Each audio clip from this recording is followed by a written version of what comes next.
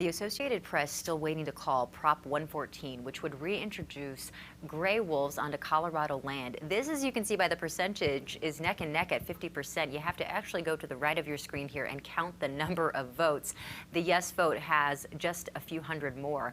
CBS 4's Jacqueline Quinn is following this prop and joins us live. So, Jacqueline, the real interesting part about this particular proposition is that it really showcases the divide between rural and urban Colorado.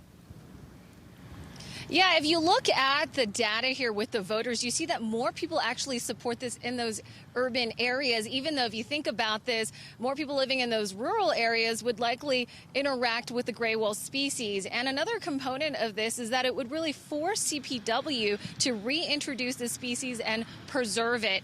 Now, advocates for the initiative say gray wolves are needed to improve the health of the ecosystem. Those opposed say ranchers and even hunters will pay the price.